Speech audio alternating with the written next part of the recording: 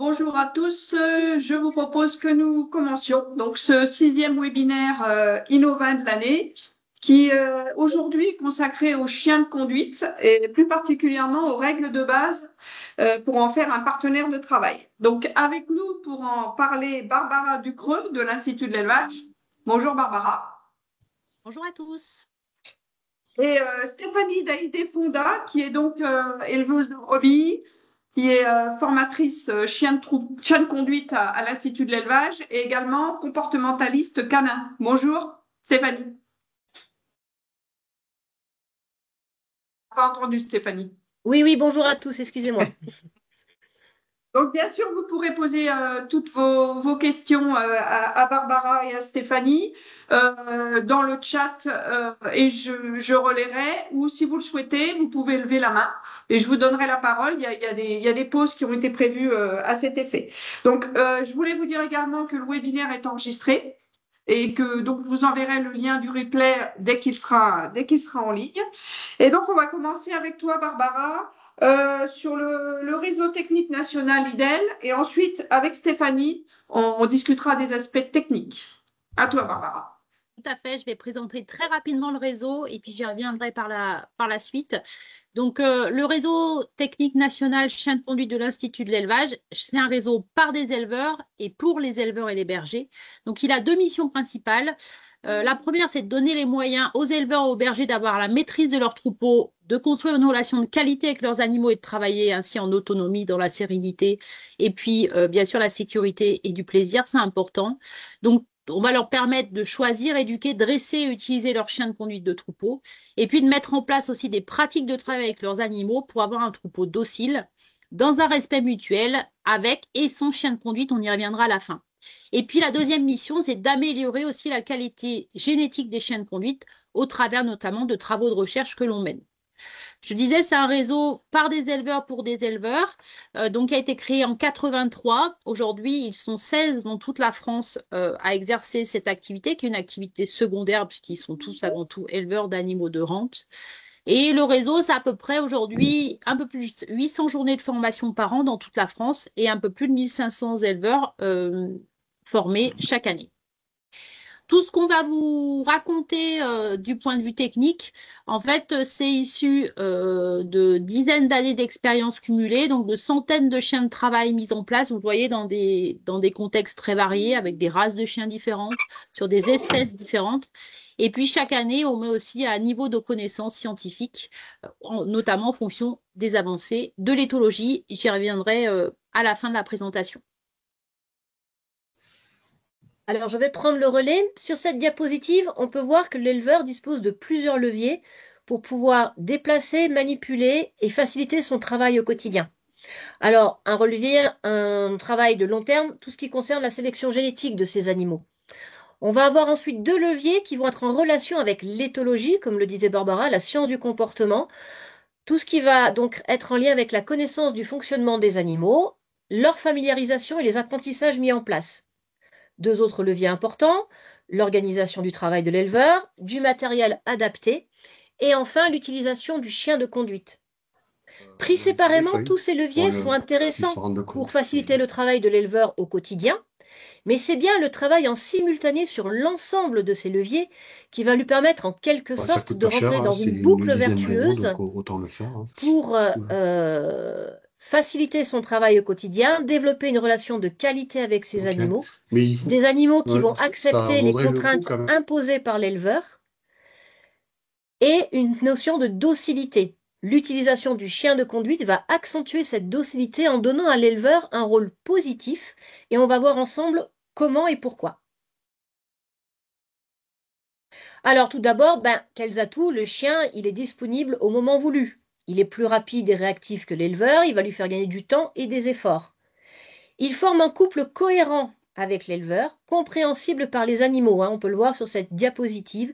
L'éleveur devant, étant en quelque sorte la référence de ces animaux, et le chien derrière, qui va assurer et faire en sorte que les animaux aillent toujours vers l'éleveur. Donc il va imposer l'autorité de l'éleveur, tout en renforçant la cohésion et la structuration du troupeau. Mais pour que l'utilisation du chien de conduite soit efficace, Cela comporte le fait que l'éleveur soit à la fois la référence pour ses animaux et pour son chien, qu'il ait le contrôle de son chien et bien évidemment de ses animaux. L'éleveur sait quand envoyer son chien dans des conditions de sécurité suffisantes, mais il sait aussi à quel moment il vaut mieux utiliser le chien, ne pas l'utiliser, pardon, et donc l'écarter. Le but étant de rentrer dans un triptyque gagnant pour le bien-être de l'éleveur et de ses animaux, un éleveur qui connaît ses animaux, un chien maîtrisé qui respecte les animaux et un troupeau en confiance qui va accepter le chien et donc suivre l'éleveur en toute confiance. C'est là que je vous disais que l'éleveur devient une référence positive rassurante, le chien ayant que lui seulement les mauvais rôles pour une collaboration optimale, efficace, en toute sécurité. Alors, si on regarde un peu plus les aspects techniques, il y a 4 grands facteurs clés qui permettent d'obtenir un chien de conduite efficace à la ferme. Le tout premier, c'est ce qui va relever de sa génétique, c'est-à-dire les aptitudes naturelles de ce chien de conduite. En fait, le chien de conduite, c'est tout ce qui va relever à la fois de l'inné et de l'acquis. Quand on parle des aptitudes naturelles, c'est tout ce que sait faire le chien sans qu'on lui ait jamais rien appris. On va développer ses aptitudes à travers l'éducation et le dressage. Et ce travail de dressage est d'autant plus facilité s'il s'agit juste de mettre des mots sur des comportements que fait déjà naturellement le chien en présence des animaux. Donc, quand le chien est intéressé par les animaux, on va parler de motivation, on dit que le chien est déclaré dans le jargon technique. Donc là, on retrouve une importance de la génétique en lien avec les aptitudes naturelles, tout ce que c'est le chien tout ce que le chien sait faire par instinct. Alors, chaque chien est différent. Il y en a qui, très tôt, dès l'âge de 2-3 mois, vont montrer de la motivation aux animaux. D'autres races, plus tardives, comme par exemple le bosseron, il faudra attendre 8, 10, 12 mois.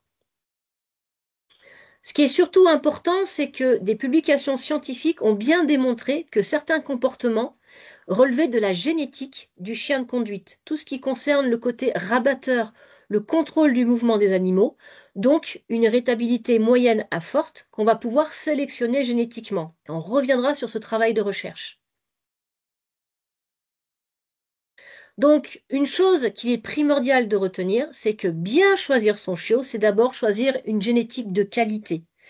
Le chiot ou le chien doit être issu de 2 parents issus de lignées de travail reconnus pour tels, avec éventuellement un livre des origines françaises, un pédigré, etc., qui va attester de ses aptitudes au travail.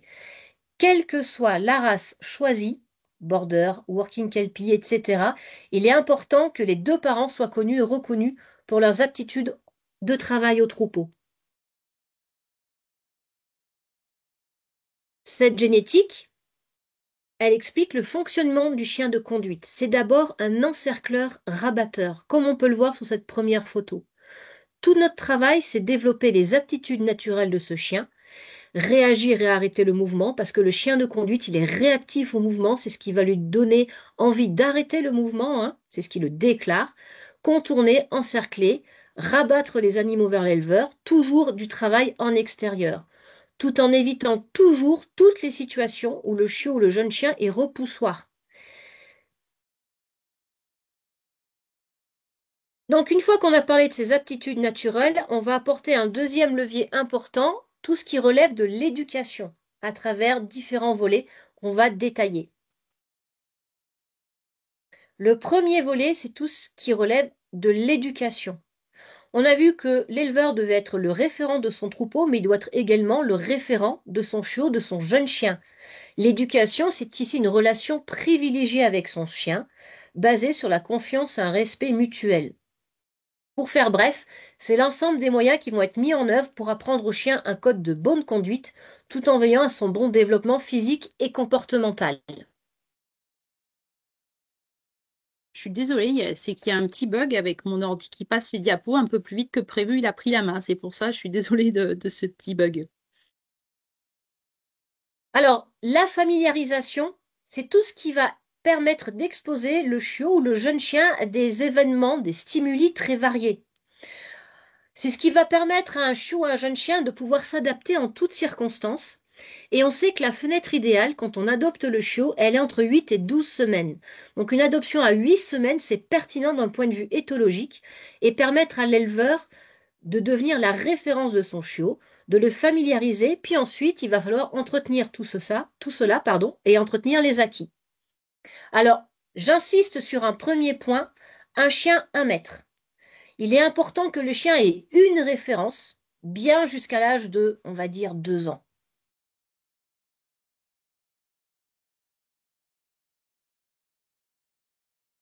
Un deuxième levier important dans l'éducation, c'est tout ce qu'il va relever de la gestion de la liberté. Et ça, c'est un élément important aussi de la réussite du chien de conduite. Souvenez-vous, je vous ai dit que c'était le mouvement qui déclarait le jeune chien aux animaux. Donc tout ce qui bouge, les chats, les poules, les voileaux, les voitures, etc. Sauf que le chien qui court après les voitures, ça ne nous intéresse pas. Donc il va falloir qu'on gère la liberté de ce chien de conduite à travers un outil qui est le chenil. C'est pas une fin en soi le chenil, hein, et notamment aussi le parc de détente. C'est-à-dire que quand on ne peut plus s'occuper du jeune chien, quand il ne peut plus être sous notre contrôle, on va être vigilant et on va le mettre dans un endroit qui lui est dédié, le chenil et le parc de détente. Et on a cette vigilance jusqu'à bien l'âge de 2 ans. On va considérer qu'on a un jeune chien jusqu'à l'âge de 2 ans. Là-dessus, on lâche rien. Donc la gestion de la liberté, un élément important de réussite parce que ça va nous permettre de canaliser et renforcer la motivation du chien. Le chiot ou le jeune chien qui court après les voitures toute la journée, il ne se motive pas aux animaux, il se fatigue en plus. Comme c'est son maître qui va s'en occuper, qui va le sortir de la salle de chenil, il va pouvoir instaurer une relation privilégiée. Le jeune chien ou le chiot, il sera également en sécurité, c'est-à-dire que il ne va pas courir après les voitures. La première cause de mortalité de nos chiens de conduite sur nos fermes, c'est l'écrasement, malheureusement. Donc, il y sera en sécurité quand je ne pourrai plus veiller moi-même à celle-ci. Il pourra se reposer physiquement et mentalement. Un chiot a besoin de beaucoup dormir. Le chien va aussi s'habituer à rester seul. Pour des chiens matures sexuellement, je vais pouvoir, grâce à cet outil, gérer la reproduction. Et puis surtout, ça me permettra de savoir toujours là où il est quand j'en ai besoin. Donc, il y a la vie au quotidien, mais il y a aussi tout ce qui relève des apprentissages des ordres de base. Alors, pour faire très court, hein, on n'a pas le temps, le chien fonctionne par association d'idées. Le chien a une action, fait quelque chose, les conséquences sont positives et il aura envie de recommencer. Caresses, friandises, etc. Inversement, si les conséquences sont négatives, le chien évitera de reproduire le comportement. Donc, on va apprendre au chien tous ses ordres de base, son nom, le rappel, tout ce qui est interdit, la marche en laisse, le coucher, le stop, le assis, etc. L'éducation, hein, on a vu encore, c'est ici une relation privilégiée avec son jeune chien, mais surtout passer du temps avec lui. L'éducation, c'est pas que du assis, debout, couché, c'est aussi passer du temps avec son chien. Après l'éducation, il va y avoir forcément le dressage.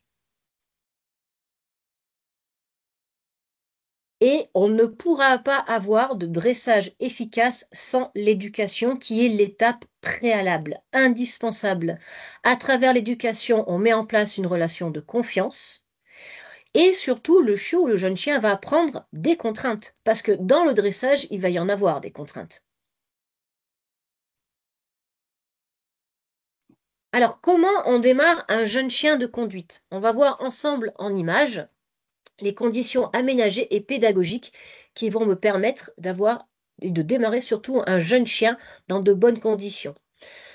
Il me faut un terrain le plus plat possible dans une parcelle clôturée, le plus plat possible. Et puis un cercle que l'on va réaliser avec un filet, un grillage à moutons qui va faire 16 mètres de diamètre ou un périmètre de 50 mètres. Un filet à moutons en rouleau de grillage. On va mettre à l'intérieur de ce cercle un lot d'animaux pédagogiques, 8-15 agnelles ou chevrettes, 5-7 génisses, hein, comme on peut le voir sur ces diapositives, c'est-à-dire des animaux qui ne vont pas charger le chien à travers le filet. Donc on va éviter les mâles et puis évidemment les femelles suitées avec des jeunes. Et puis, on va s'équiper d'un outil indispensable, un bâton qui va nous permettre de canaliser les animaux, de les faire bouger et de faire réagir le chien au mouvement des animaux. Donc en fait, l'avantage de cet outil, qui est pédagogique, c'est que tout le monde peut travailler sans risque. Dès l'âge de 2 mois, on peut proposer une partie de brebis ou de génisse au chiot. Ce n'est pas du travail, on le motive. On lui permet de prendre confiance et de renforcer sa motivation. Il est intéressé, on va pouvoir développer ses aptitudes, pardon. Il s'intéresse pas, ben on va attendre qu'il se déclare en les faisant bouger. Comme je vous le disais, on va se servir du mouvement des animaux dans le cercle et de sa propre position en tant qu'éleveur pour favoriser le développement de ses aptitudes. On fait bouger les animaux, le chiot, le jeune chien a envie de les arrêter. Naturellement, il va se placer à l'opposé de l'éleveur et petit à petit, on va pouvoir associer progressivement des ordres à ces aptitudes naturelles que développe le chien. Et puis plus tard, on pourra travailler l'obéissance en présence des animaux, un bon rappel, le stop, c'est-à-dire l'arrêt du chien en présence des animaux, et plus tard les directions, la droite, la gauche, etc. Alors, on fera attention à certaines choses importantes, comme éviter de demander un stop couché face aux têtes des animaux chez un chiot ou un jeune chien. On ne va pas commencer à l'affaiblir. Et puis surtout, quoi qu'on fasse, des séances d'éducation ou de dressage, gardez toujours à l'esprit que c'est des séances courtes, 10 minutes maximum. Il faut que le chiot ou le jeune chien ait encore envie de rester aux animaux quand on arrête la séance. Encore une fois, pour renforcer sa motivation. Une fois que tout ça s'est mis en place, dans des séances donc aménagées et pédagogiques, sans risque pour lui, pour l'éleveur et les animaux, on pourra débuter le dressage en liberté. Encore une fois, un petit parc. Dès que le chiot ou le jeune chien, là cette fois c'est du jeune chien, il montrera un intérêt fort pour les animaux, alors on parlera de 8, 10, 12 mois, 18 mois, ça va dépendre de l'individu, de son tempérament, des races. Et puis surtout qu'il est contrôlable en présence des animaux. Il faut un bon rappel, voire un bon stop, qu'on a travaillé au préalable au cercle. Et puis ses capacités physiques et mentales lui permettent d'être plus rapide que les animaux et d'avoir le dessus sur eux. Un chiot de 2 mois, il rattrapera jamais une brebis qui a décidé de fuir. De la même façon, un chiot de 6 mois, il ne pourra pas tenir tête à une vache qui le fixe et qui ne veut pas faire demi-tour. Donc, le travail au préalable lui permet de pouvoir prendre confiance et au final, si j'ai 6 ordres acquis avec mon chien de conduite, je charge mes vaches en bétaillère en plein champ tout seul avec mon chien. S'ils sont acquis et efficaces, je souligne un bon rappel, un bon stop, un chien qui rabat les animaux vers l'éleveur avec l'ordre Amen, la droite et la gauche qui sont les directions du chien et plus tard, c'est la dernière chose qu'apprend le chien de conduite, l'ordre pousse, tu repousses les animaux de moi. Hein. C'est le chien qui va repousser les animaux de l'éleveur et on a vu que c'était la dernière chose qu'on devait développer chez le jeune chien. On développe d'abord le côté encercleur, rabatteur. Donc, quand on revoit ensemble ces 4 facteurs clés qui nous permettent d'avoir un chien de conduite efficace à la ferme, on va voir maintenant l'expérience. C'est tout ce que va acquérir comme expérience du chiot jusqu'au chien de travail. Il va en acquérir toute sa vie, que ce soit en liberté, il va mûrir, grandir, acquérir de l'expérience et forcément, il faut que toutes ces premières expériences soient positives pour renforcer la motivation du chien et son relationnel avec son maître. Donc, on va petit à petit alterner des séances de dressage pédagogique adaptées et des séances de travail qui vont permettre de développer les capacités du chien en augmentant progressivement la difficulté. On avait vu qu'on passait de 15 brebis, 7 génisses à des lots de plus en plus gros pour finir sur les brebis ou les vaches suitées qui sont les animaux les plus difficiles à déplacer, en général pas avant l'âge de 2 ans, quoi.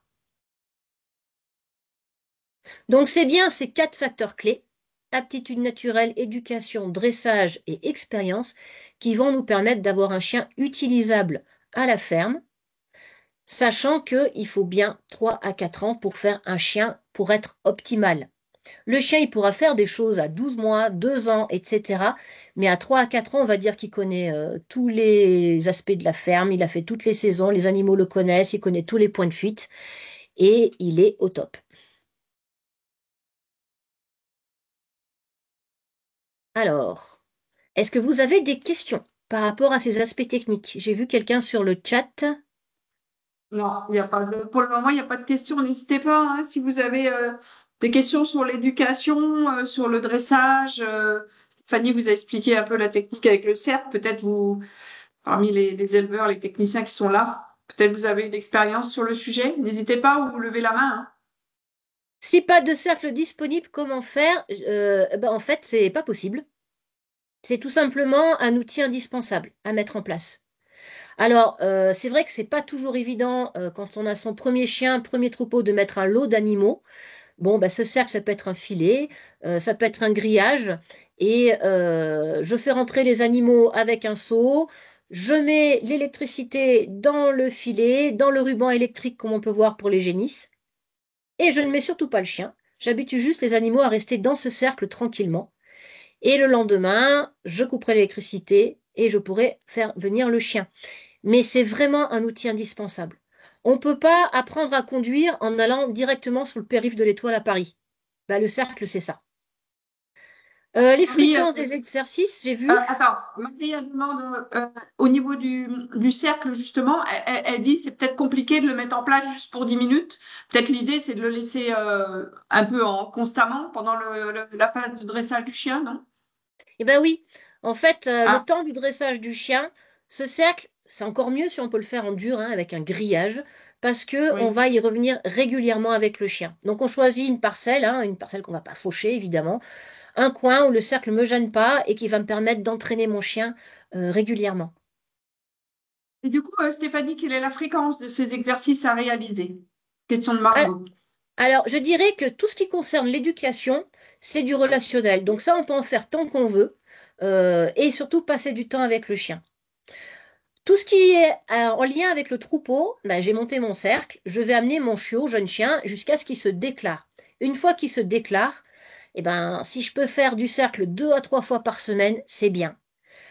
Des séances courtes mais régulières. Je te demande s'il y a des particularités pour les troupeaux caprins. Et Lucille, voilà, témoigne, je débute avec des chevrettes et un berger hollandais de 20 mois. Tous ces stops sont acquis, mais comment faire pour lui apprendre la droite et la gauche en fonction de moi ou sa droite et sa gauche à elle? Alors, avant que je réponde à la question, c'est la droite et la gauche du chien qui comptent. Il sait le stop et le pouce, mais le pouce, c'est pour ramener les animaux vers elle ou c'est pour les repousser d'elle? Euh, Lucille, vous voulez Pour les repousser de moi, alors Lucille, par ignorance, hein, encore une fois, les erreurs, moi je les ai toutes faites. Vous avez d'abord appris à votre chien à repousser les animaux de vous, alors qu'on a vu qu'un chien, c'est d'abord un encercleur rabatteur. Il doit ramener les animaux vers moi. Et c'est le grand souci qu'on a, notamment en chèvre ou en laitier, où on met le chien tout de suite, très vite, au quai de traite, à repousser les animaux. Mais là, on travaille à l'envers. Donc là, ce que je vous conseillerais, c'est de revenir rapidement à l'outil du cercle pour remettre de l'encerclement chez le chien. Monique demande est-ce que tous les chiens se déclarent? Tu as parlé, voilà, ils se déclarent, donc ils s'intéressent au troupeau, ou est-ce qu'il y en a, ça peut arriver qu'il y en a qui se déclarent jamais? Alors, on a vu que la génétique était importante. Il faut que mon chien, il soit issu de lignée bergère, issu de lignée de travail, parce que beaucoup de races n'ont plus de berger que le nom, malheureusement. Donc, on s'est assuré que les deux parents travaillent. Si j'ai mis un maximum de chances de mon côté, hein, c'est-à-dire même comme mon exploitation agricole, si je décide de faire du lait ou de la viande, je vais acquérir les races en conséquence. Je vais avoir une sélection génétique sur mon troupeau. Le chien de conduite répond aux mêmes exigences. Si j'ai un chien qui a des aptitudes bergères connues et reconnues, il n'y a aucune raison, il va se déclarer. Si j'ai un chien qui n'est pas forcément issu de lignée bergère, eh ben là, c'est moins sûr. Si vous voulez prendre la parole, allez-y. Vous aviez une question, vous avez levé la main. Bonjour. Du coup, moi, je sais pas Bonjour. si c'est en rapport avec le début de la formation, mais moi, j'ai le stop au champ qui marche pas bien. Et du coup, il faudrait que je reprenne quelle base pour que le stop fonctionne mieux? Alors, il a quel âge votre chien? Là, on est à 1 an, 1 an, 1 an. Ok, c'est jeune hein, encore, c'est très jeune. Alors, je dirais que déjà, il faut que dans l'éducation de base, sans les animaux, le chien ait vraiment un très bon stop. Ouais, bah, c'est Déjà, ça ça qui c'est est la pas base. acquis. Ouais. Si ça, c'est pas acquis, dès qu'il y a les animaux, dès qu'il y a du mouvement, ça marche encore moins bien. J'ai envie Ouais, de j'ai vu, dire que ouais. d'une certaine façon, dans l'éducation de base, je vais accumuler un maximum d'obéissance pour qu'ensuite, dans le travail au cercle, qui est l'étape suivante, et ensuite en liberté, j'ai encore de l'obéissance. Dès qu'il y a du mouvement, le chien a tendance à moins m'obéir. Donc, Ça faut répond à votre reprendre question? Ouais, ouais, faut reprendre en La dehors base. du champ le stop, quoi. Voilà, dans l'éducation de base et si possible au cercle. J'ai vu passer une question relative au chenil. Oui, en plus du chenil, c'est bien d'avoir un parc de détente. C'est-à-dire que le chenil, ben, la nuit, c'est bien que le chien il y soit au calme, c'est bien qu'il y soit au calme pour faire prendre ses repas. Hein, il y est tout seul. Et en journée, eh ben, quand je ne peux pas m'en occuper, je vais le mettre dans son chenil ou éventuellement en tenant au chenil un parc de détente sécurisé dans lequel il va pouvoir creuser. Je mets une plateforme, il monte, il descend, il s'occupe, un os à moelle. Et ça, c'est important. Le but, encore une fois, du chenil ou du parc de détente, ce sont des outils. C'est pas une fin en soi. Si moi, quand je croise des éleveurs, il y en a qui me disent j'ai raté mon chien parce que je ne l'ai pas mis au chenil, moi je me dis j'ai raté mon message. Le chenil est un outil pour gérer la liberté du chien. Ouais. Et du coup, en matière de chenil, est-ce qu'il peut être avec un autre chien? Alors, quand on a affaire à un jeune chien, donc on a vu jusqu'à l'âge de 2 ans à peu près, je vais faire très attention. Si je le mets avec un autre chien, c'est seulement de temps en temps, dans le parc, pas dans son chenil. Dans son chenil, il va y être tout seul. Et s'il est dans le parc avec un autre chien, c'est un chien en général un peu âgé, plus calme, qui va apporter du calme aux jeunes chiens. Si on met deux jeunes chiens ensemble, ils vont faire, pardonnez-moi l'expression, la bamboula toute la journée. Vous serez bien gentil, mais vous n'existerez pas pour eux parce qu'un chien, il fait d'abord du relationnel avec ses collègues. Et en plus, il sera fatigué quand je voudrais le mettre au boulot.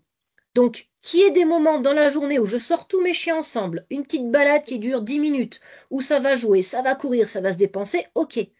Mais dans son parc, le chien, il est au calme, avec éventuellement un chien plus âgé, calme, et dans son chenil, tout seul, ne serait aussi que pour apprendre à être tout seul. Un chien, parfois, il se blesse. Les chiens en chaleur, il faut les isoler. Un chien qui a jamais appris à être tout seul, ça va être compliqué ces moments-là.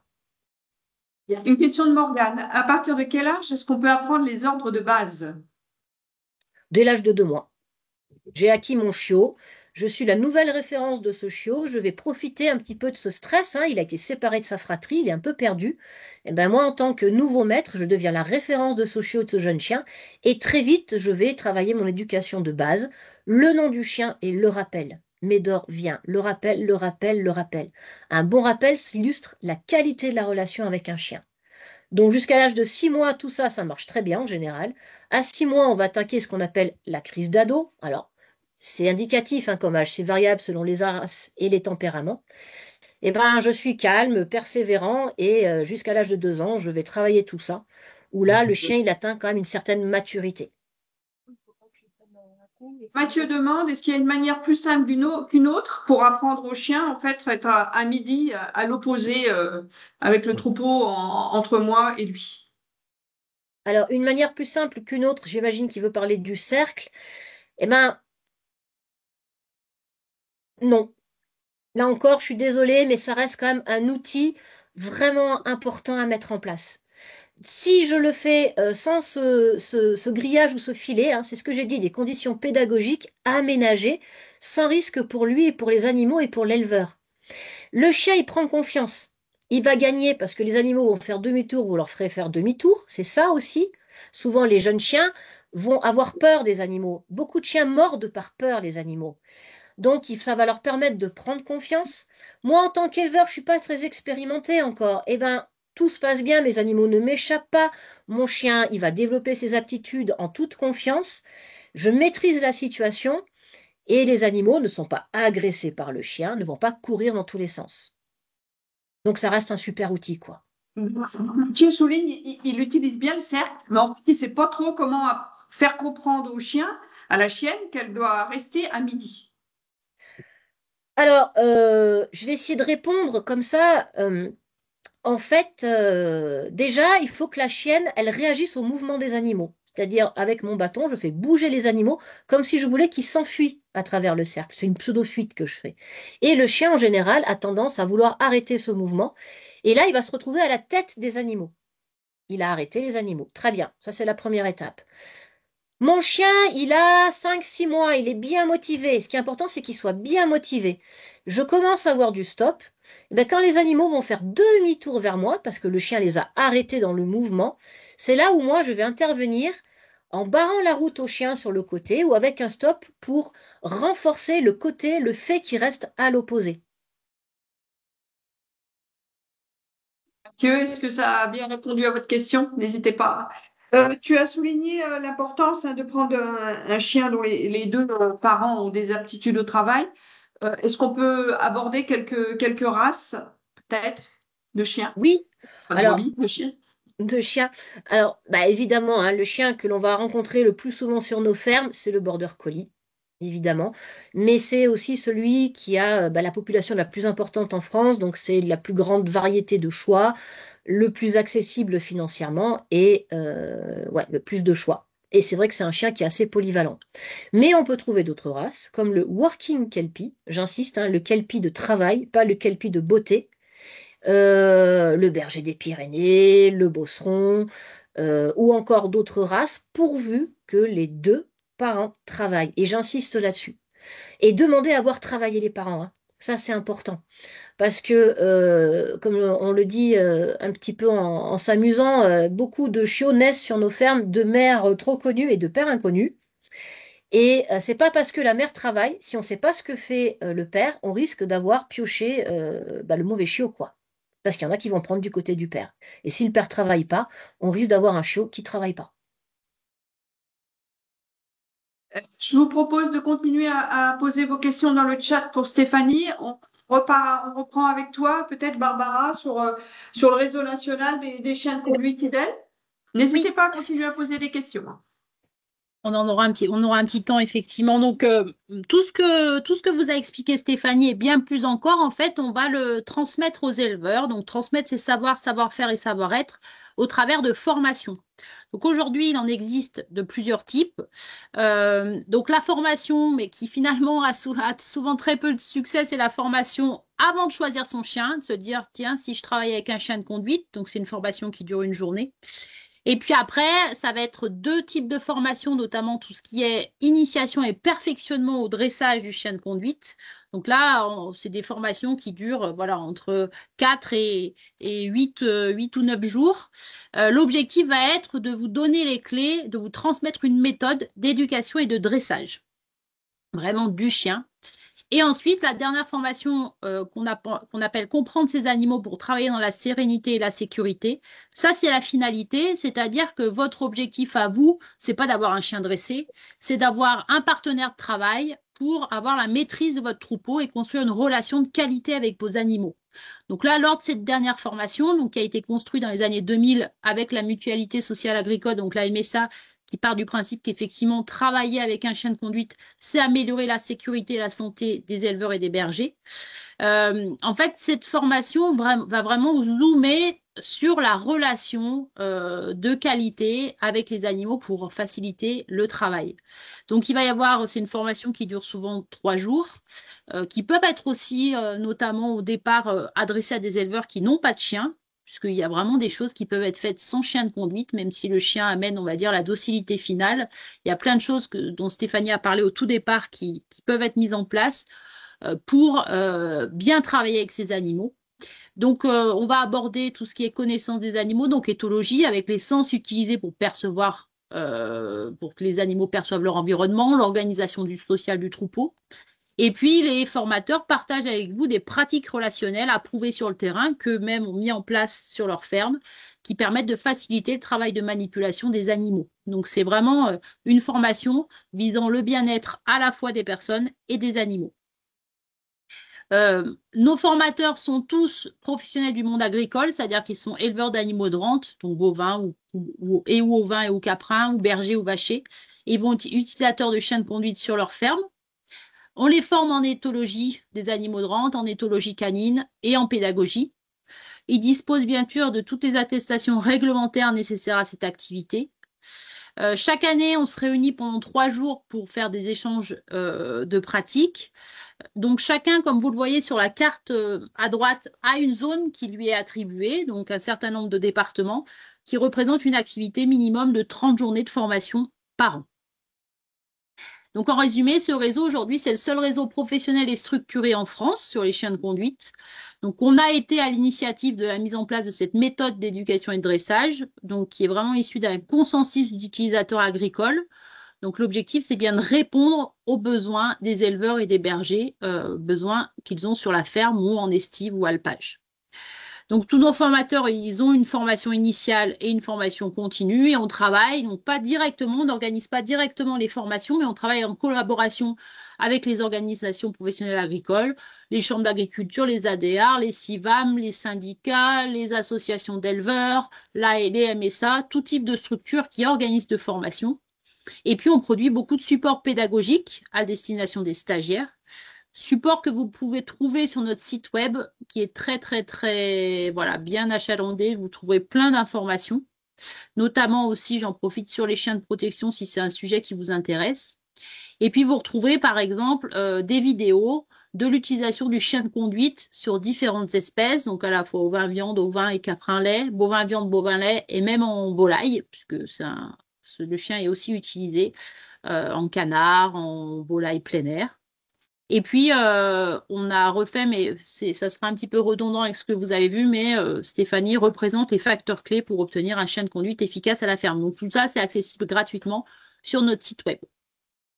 Et puis, je vous disais au début qu'on travaille donc à la fois sur l'accompagnement des éleveurs, mais aussi sur l'amélioration de la qualité génétique des chiens de conduite, puisque comme Stéphanie vous l'a dit, la génétique a une part importante dans la réussite du chien de conduite. Donc ça, on mène depuis 2019 un projet. Donc c'est le projet qui s'appelait Canidea et qui s'appelle maintenant Canigena. Donc financé par le ministère de l'Agriculture avec tous les partenaires que vous voyez ci-dessous. Donc à la fois des partenaires professionnels éleveurs d'animaux de rente, à la fois des professionnels du monde du chien, mais aussi des chercheurs à l'école vétérinaire de Maison-Alfort. Donc l'objectif, c'est de voir si c'est possible de mettre en place un programme de sélection génomique pour les chiens de conduite de troupeaux vraiment à usage professionnel en ferme. Donc entre 2019 et 2023, on a mis en place un test d'évaluation des aptitudes du chien de conduite et on a identifié des critères comportementaux qui discriminaient les chiens de conduite, alors qu'on appelle à valeur d'usage recherchée. Donc, c'est des chiens qui ont beaucoup de naturel, qui font spontanément beaucoup de choses de par leur génétique et qui vont donc demander beaucoup moins de compétences de la part du maître en dressage pour arriver à en faire un chien utilisable à la ferme. Donc, c'est des chiens qui sont particulièrement intéressants. Donc, on arrive à évaluer dès le plus jeune âge, donc entre 8 et 18 mois, pour limiter au maximum l'effet du dressage, donc pour avoir vraiment le naturel, l'inné du chien. Et donc, on a commencé à collecter une banque de prise de sang pour plus tard réaliser le génotypage de tous ces chiens. Et là, on a une suite qui a commencé la fin 2024. Donc, je vous disais, c'est d'étudier la faisabilité de mettre en place un programme de sélection génomique.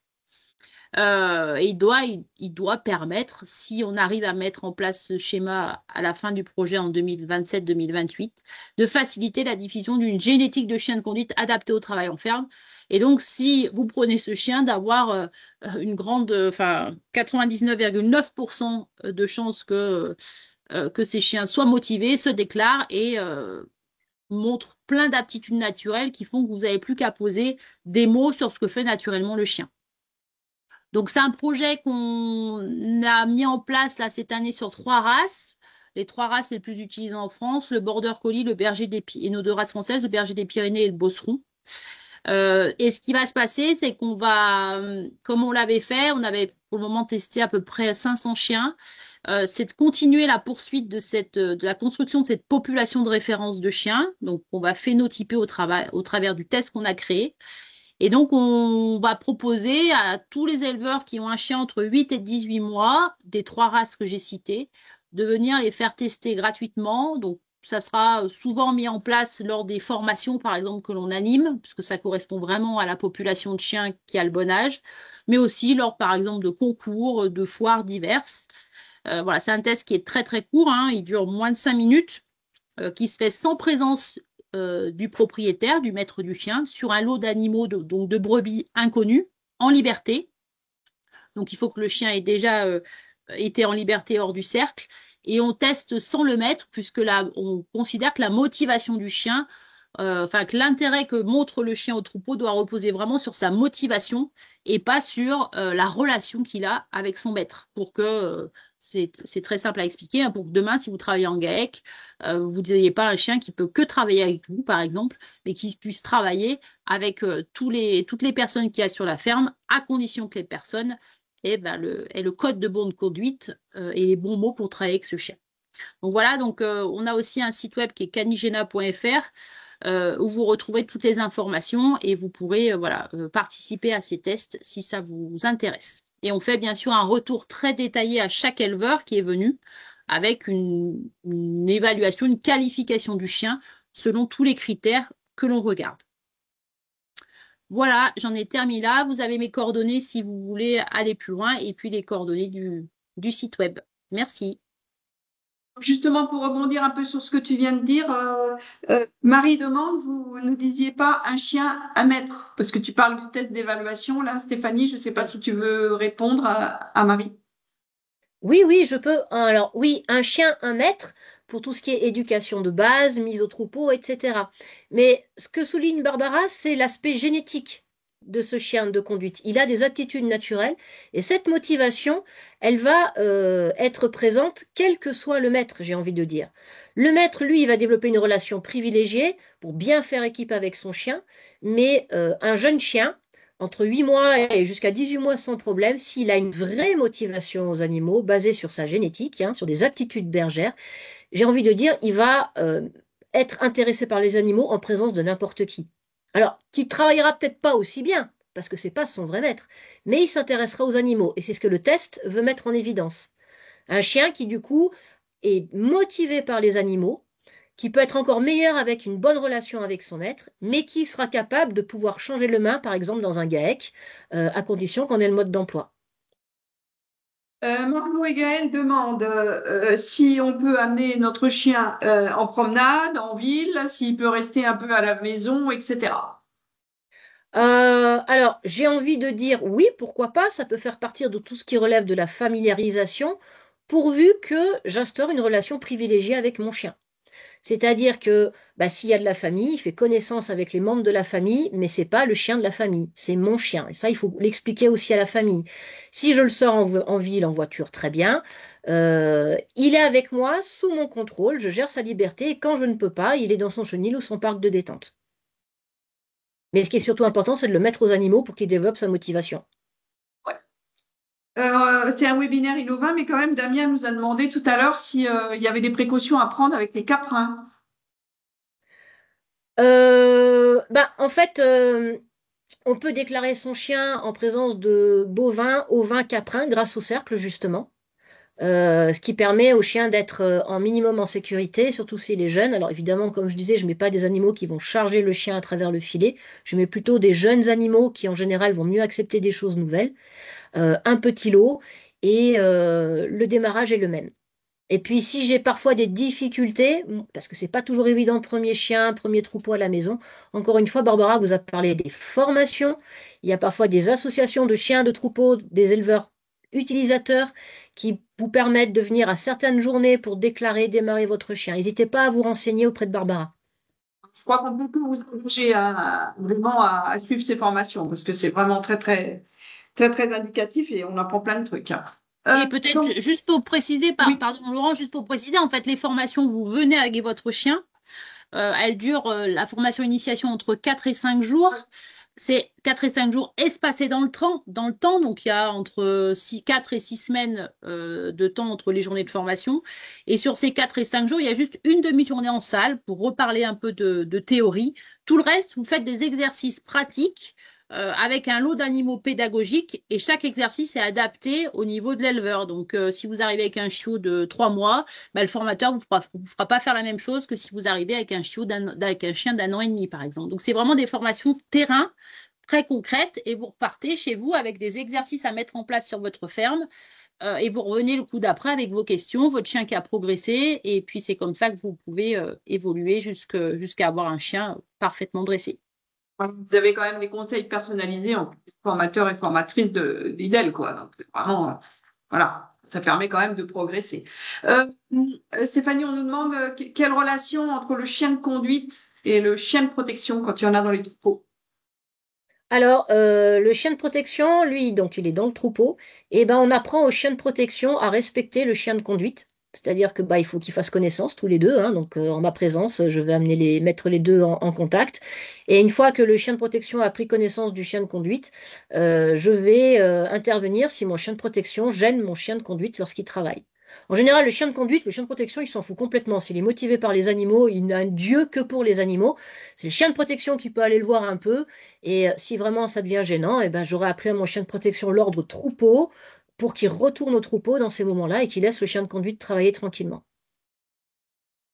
Mais c'est vrai que aujourd'hui, on parle beaucoup de chiens de protection comme un des moyens pour protéger les troupeaux contre les prédateurs.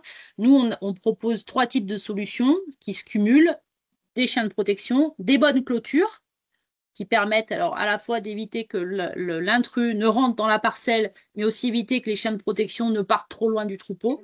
Et puis aussi un bon chien de conduite. Un bon chien de conduite, ça permet d'avoir la gestion de ces animaux. Vous avez eu des prédateurs qui peuvent être loups, mais sangliers, ou tout type de prédateurs qui sont passés dans une parcelle. Vous pouvez avoir des animaux qui sont les sauvagies.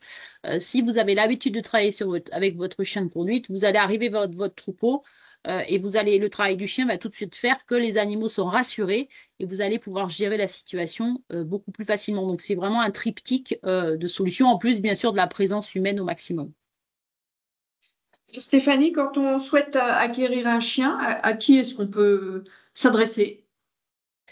Alors, sur le site de l'Institut de l'élevage, là, Barbara vous a donné les références, vous avez par département les interlocuteurs privilégiés.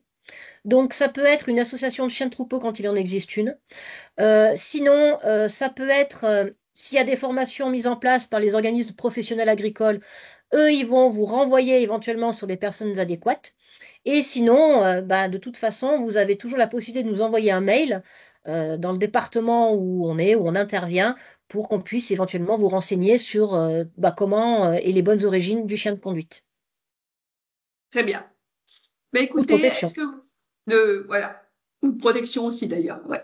Est-ce que je ne sais pas si vous avez d'autres questions. Barbara vous a mis dans le chat le lien là où vous aurez toutes les informations qui viennent de vous être données. N'hésitez pas vraiment à consulter cette page web hein, qui est vraiment très très fournie, très intéressante. Écoutez, je vous propose, si vous n'avez plus de questions, que nous. Où peut-on trouver les dates, Mathieu demande, de ces formations? Alors, en fait, sur le site web de l'Institut, vous allez avoir, par exemple, par département, tel département, c'est avec telle structure qu'on travaille. Et après, il faut voir, faut directement appeler la structure qui va vous dire les dates. Généralement, les formations ont lieu entre septembre et mai ou juin. Et vous avez donc des fois c'est à la fois à l'automne, à la fois au printemps. Des fois c'est seulement à l'automne, seulement au printemps. Voilà, il faut voir directement avec l'organisme qui va organiser les formations. Nous on ne connaît pas toutes les dates. Enfin, il n'y a pas un recensement national de toutes les dates de formation. Je vous remets le lien juste des contacts. Voilà, vous pouvez cliquer dessus et vous trouvez le contact par département.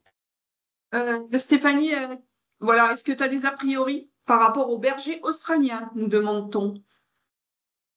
Alors, moi, quand j'ai une formation, initiation, tous les éleveurs sont les bienvenus avec les chiens avec lesquels ils viennent.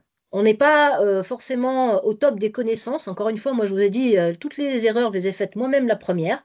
Donc, on a le chien qu'on a, et tout notre boulot en initiation, c'est de vous permettre de tirer le meilleur parti du chien, que vous ayez un chien de race, un chien croisé ou quoi que ce soit. Après, eh ben, c'est à voir sur le terrain au fur et à mesure des journées qui avancent, de ce que vous mettez en place à la maison, des conseils personnalisés que l'on va vous donner, de voir si le chien, ben, il va faire le boulot ou pas. Je vous laisse la parole. À vous. Du coup, moi, j'avais une question par rapport au renouvellement des chiens. Quand on a plusieurs chiens, il faut que, parce que là, les deux, ils ont que 1 an de différence. Du coup, faut combien d'années pour anticiper le renouvellement du prochain chien?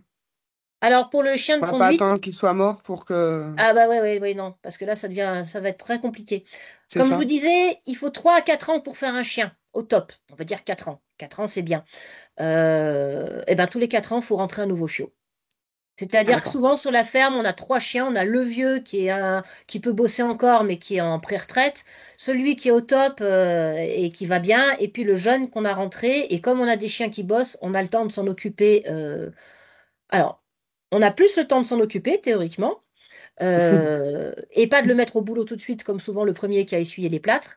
Mais c'est vrai que voilà, il faut avoir en général, on a bien vite 3 chiens parce que ça s'échelonne comme ça. Donc tous les 4 ans, c'est bien de penser aux nouveaux chiens. Ok. Et juste, parce que nous, comme on n'a qu'un seul lot de 500 brebis, il y a un chien pour tant de brebis ou c'est selon les aptitudes des chiens, 2 chiens suffit?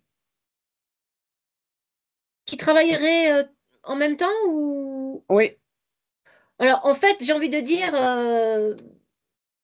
presque plus le lot est gros, plus c'est facile, d'une certaine façon. Alors, évidemment, 500 brebis plantées dans une luzerne, ça peut devenir compliqué. si c'est celle Mais du en voisin, oui. ouais, c'est sûr. Mais en général, un chien va vous permettre de faire le travail. Je suis en difficulté dans le cas précis. Hein, bah là, j'ai peut-être envoyé les 2 chiens en même temps, mais en général, un chien permet de faire le boulot. Hein. J'ai été bergère jusqu'à 800 brebis. Quand je dois tourner les 800 brebis, un seul chien en général suffit. Ok, merci. De rien. Bon, écoutez, si vous n'avez plus de questions, je vous propose qu'on boucle ce webinaire. Je vous enverrai le lien récemment, dans quelques jours. Vous pourrez revoir nos discussions. Le prochain webinaire Innova donc, sera maintenant à l'automne prochain. Voilà, mais on vous remercie hein, Ah, avec Stéphanie et Barbara. je vois qu'il y a une Merci à dernière tous. question. Je ne sais pas si Laurence, on a le temps, parce que je vois qu'il y a une Mathieu, dernière oui, question. Mathieu, allez-y. Il doit être en train de l'écrire. Allez-y, Prenez Mathieu. la Sinon, parole avec. Oui. Alors, j'ai un de mes borders qui n'a pas assez d'impact. Vous auriez une astuce pour améliorer ça? Ouais, alors ça c'est quelque chose qu'on voit typiquement en formation, notamment en perfectionnement, c'est-à-dire permettre aux chiens d'avoir de l'impact sur les animaux. Je dirais qu'il faut repartir sur des bases, un petit lot d'animaux, et renvoyer, me débrouiller pour travailler par exemple le long d'une clôture, ou systématiquement je vais renvoyer le chien face aux têtes. Et le chien apprend à faire tourner les têtes, et il prend confiance. Mais je retravaille sur un petit lot d'animaux. Il faut que je reprenne la base. Mathieu, vous avez votre réponse. Bon, bah, écoutez, cette fois, merci à tous et puis à bientôt pour un prochain webinaire. Au revoir. Merci, au revoir. Au revoir. Merci, au revoir. Au revoir. Merci, au revoir. Au revoir.